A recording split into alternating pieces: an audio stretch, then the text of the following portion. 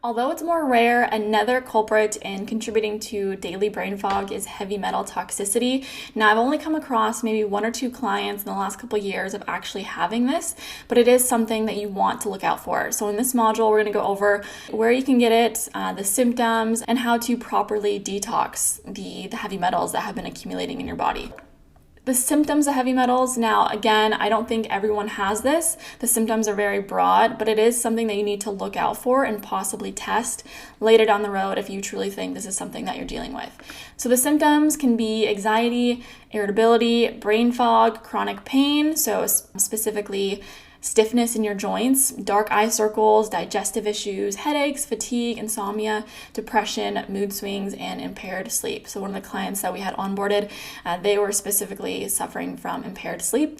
We couldn't figure out what it was, and then they took a heavy metals test, noticed they were high in a couple different metals, and they have been detoxing ever since then, and they say that they've been seeing improvements in their sleep, which is awesome. So like I said, these are very, very broad, and I'm not saying if you have even 2, 3, or 4 of these symptoms to go run out and just self-diagnose that you have heavy metal toxicity, because again, it is very rare. However, there are some generic things you can be doing to make sure you prevent it as well. So if you're not someone who does have heavy metal toxicity, you can always get it at any time. So knowing where it can come from and how to properly support your liver, for one, will be super useful in the future context. So where can you get it? Now, this list is miles long.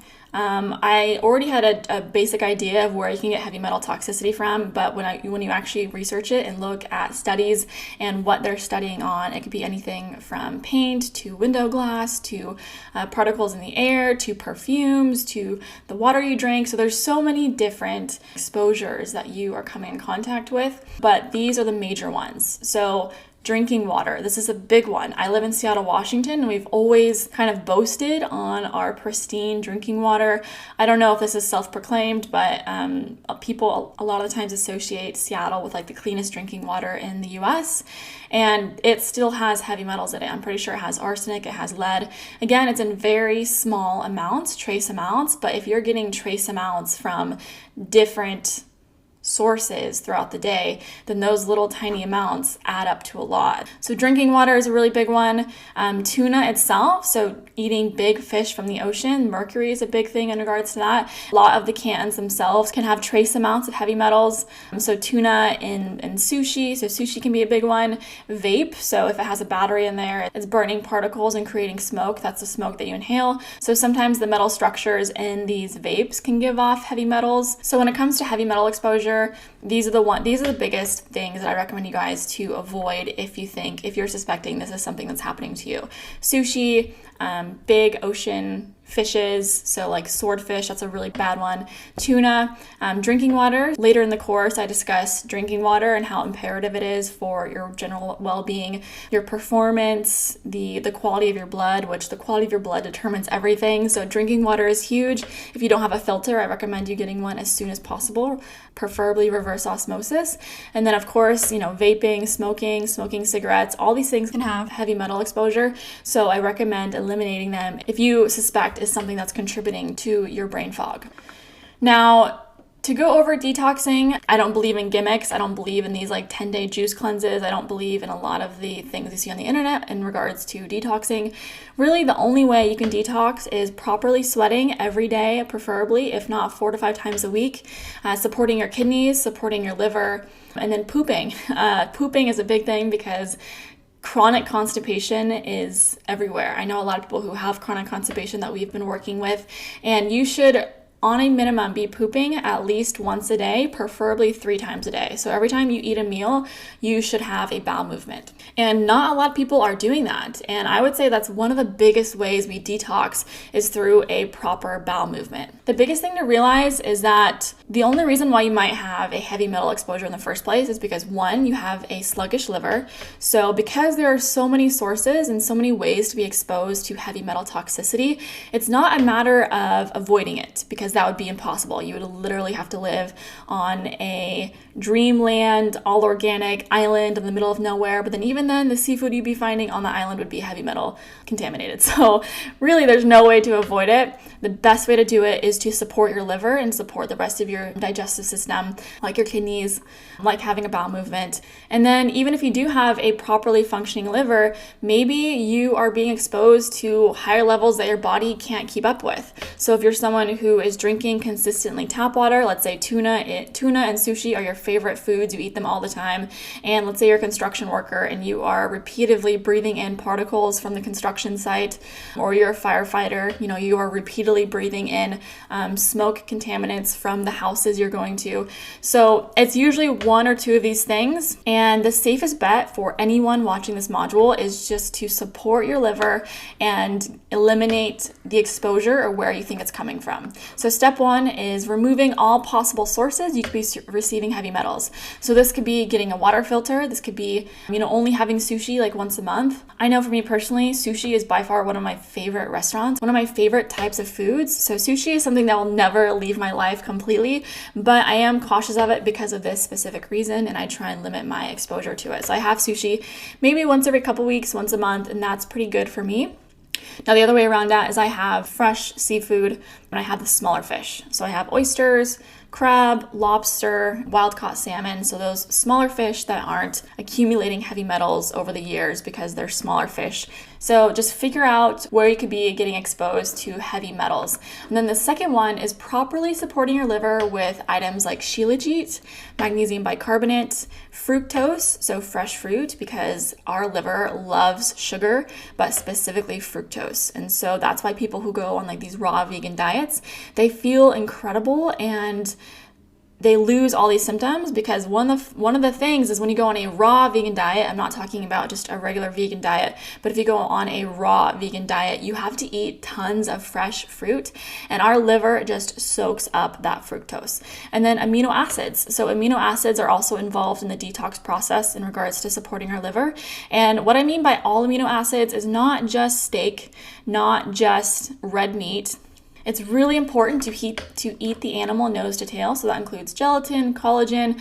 I know for me, I have collagen in my coffee. I have collagen gummy squares, gelatin. So you can make at home healthy gummy bears, and they're really good for you because they just have fructose and gelatin. So they're the ultimate liver supporting snack. And then as well as a daily carrot salad. So this is something that Ray Peat, he's a huge influence in this researching space, and he recommends having a daily carrot salad because of the special fiber properties in carrots. Because if you look at root vegetables, carrots specifically, they are in the ground up until you harvest them. And carrots, if they didn't have this special fiber that is almost protective against bacteria and fungi and other little critters in the dirt that want to eat it up, it would be a rotten, moldy mess, because the bacteria and the fungi and the dirt would eat it up. So carrots, if you've noticed, they last a really, really long time, not only in the dirt, but also when you harvest them. Carrots and potatoes last forever on your shelf. Not only do carrots have this special fiber properties, but they also have been known to bind to estrogen and bind to other endotoxins in our gut. So that's why I always have a 1 to 2 carrot salad every single day to remove that excess estrogen, to support a daily bowel movement,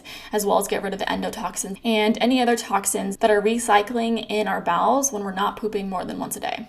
Now, you might be wondering, like, what the heck, Kaylee? I thought there was other detox ways. I thought there was like medication or even like the niacin flush, which a lot of people have brought up. Aren't there other ways to detox heavy metal toxicity, to almost like flush it out? And yes, there are ways to do that. But the reason why I didn't bring that up is because if you try and flush, toxins out of your body, they're going to get bottlenecked. And what I mean by that is the reason why you have a buildup of toxins in the body anyway is because your liver, just pretend this is your liver, is sluggish. So things are not moving through it or being processed by it as fast as it needs to.